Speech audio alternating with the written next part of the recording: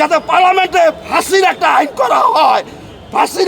করা হয়, তাইলে আমি বাবা হিসাবে কিছুটা হইলেও শান্তি পাবো। নাই আল্লাহ, তুমি এই বাংলাদেশ থেকে আমাদেরকে মৃত্যু করে দাও। রানিসা আমার কেউই না, কিন্তু এই দেশের সন্তান ফুলের মতন একটা রানিসা আমি দেখেছি। শ্রদ্ধার সাথে বলতে চাই, জনাব তারেক রহমান, আপনি সংসদে বসে এমন একটা নির্দেশ আইন তৈরি করেন যাতে বিশ্বের দরবারে আপনার সম্মান থাকে। সংসদে বসে খালি আপনি পেপার পড়েন না, সংসদটারে আপনি কার্যকর করে এমন একটা আইন তৈরি করেন।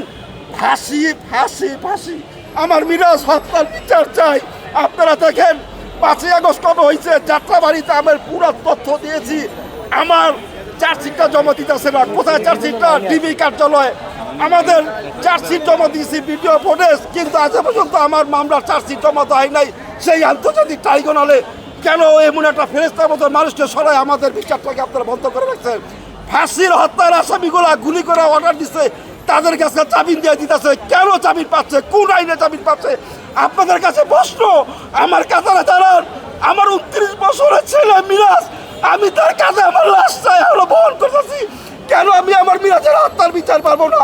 আজকে এই রানিসার মাধ্যমে এই বাংলাদেশে প্রতিটা হত্যার বিচার আমি চাই।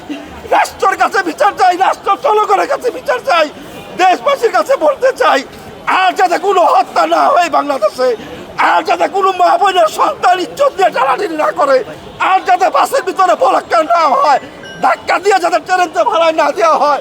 আমি একটা শহীদের পিতা হিসাবে আমার মিরাজের বিচারটা সহ আজকে এই রানিসার হত্যার বিচার যাতে কার্যকর করা বহাল থাকে, এই প্রত্যাশা করছি জনগণের কাছে। আপনারা আমার কাতারে দাঁড়ান। কেন আমার ছেলেকে যাত্রাবাড়িতে গুলি করে হত্যা করা হইলো? কি অপরাধ করেছিল? কোনো বিচার পাই নাই। এই দেশে লোভ লালসা একটা বিচার, আইনের কোনো প্রয়োগ নাই। আইন আছে, আইনের প্রয়োগ নাই। কেন আপনারা পার্লামেন্টে? বাইকের অতিরিক্ত খরচে চিন্তিত? নিয়ে আসুন রাইডো, মাসের খরচ মাত্র 300 টাকা। এই সরকার অনেকবার আইছে, কোনো আইন করতে পারে নাই। হাসিনা আইছিল, পার্লামেন্টে আইন করতে পারে নাই। জনাব প্রধানমন্ত্রী এরশাদ সাহেব উনি আসছিল, উনি আইন করতে পারে নাই। আমি চাবো এই রানিসার হত্যার বিচারের মাধ্যমে যাতে পার্লামেন্টে ফাঁসির একটা আইন করা হয়, তাইলে আমি বাবা হিসাবে কিছুটা হইলেও শান্তি পাবো। নাই আল্লাহ, তুমি এই বাংলাদেশ থেকে আমাদেরকে মৃত্যু করে দাও। আর কোনো হত্যা দেখতে চাই না, আর কোনো নিষ্পাপ ফুলকে যাতে এইভাবে জীবন দিতে না হয়। তাই আপনারা রাষ্ট্রের কাছে, সবার কাছে আমার প্রশ্ন, সংসদ ভবনে যাতে একটা আইন করা হয়, কোনো রক্ত যাতে না হয়। রানিসা আমার কেউই না, কিন্তু এই দেশের সন্তান ফুলের মতন একটা রানিসা আমি দেখেছি। আমি মিরপুর গেছিলাম, ওনার পরিবারের দেশে চলে গেছে, আমি একা গেছিলাম।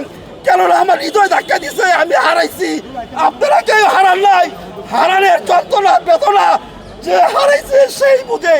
তাই আমি শ্রদ্ধার সাথে বলতে চাই, জনাব তারেক রহমান, আপনি সংসদে বসে এমন একটা নির্দেশ আইন তৈরি করেন যাতে বিশ্বের দরবারে আপনার সম্মান থাকে। সংসদে বসে খালি আপনি পেপার পড়েন না, সংসদটারে আপনি কার্যকর করে এমন একটা আইন তৈরি করেন। ফাঁসি ফাঁসি ফাঁসি। এইখান থেকে আমার বক্তব্য শেষ করছি।